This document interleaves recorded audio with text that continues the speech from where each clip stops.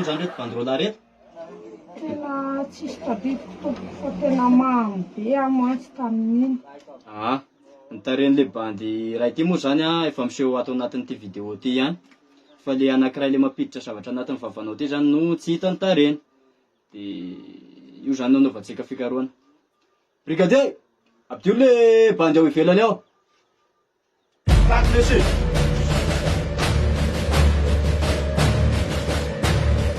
Anaran'la James. Jerena ny fandehana.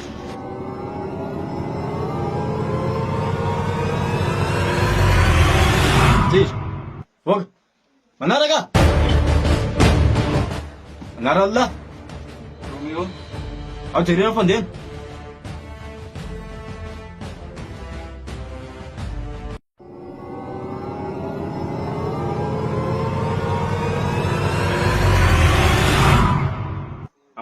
Kely loatra. Manaraka! Voga Aralla.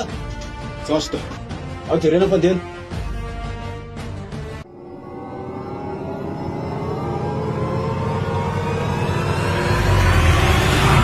Iza loatra.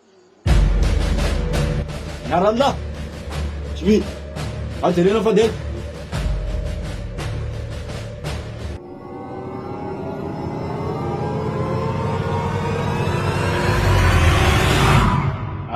Tentu. Anaralla. Bukan sih. Jerena ny fandehana.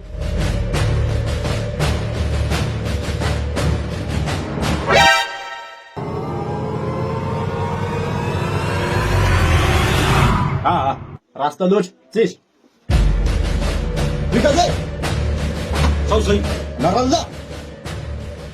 Hotel. Jerena ny fandehana. Jerena ny fandehana lesy.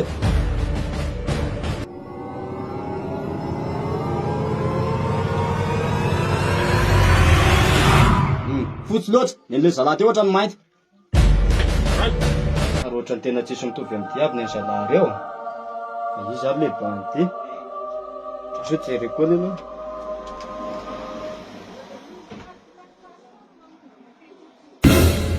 Ary ohatrany mitovy. Ary tena ny anahy ihany ty le ty. Tiako ampahafantarina anareo fotsiny hoe le ordinatera izay nanelingelina masonareo izay tsy nahitanareo an'le fandehan'ny zalahy teo dia ordinatera vidiana tao amin'ny computer store izy iny satria ny ao dia mora satria manomboka amin'ny 10,7 sy 3 hetsy fotsiny ao amin'izareo dia efa mahazo ordi milay be. Raha toa ka te hanamarina izay zavatra lazaiko izay nareo dia tonga avy any amin'ny botika Pasambaza. Raha toa ka eto fianarantsoa ianao na koa mitsidika ny pejy computer store MG raha toa kosa ka any amin'ny faritra ianao.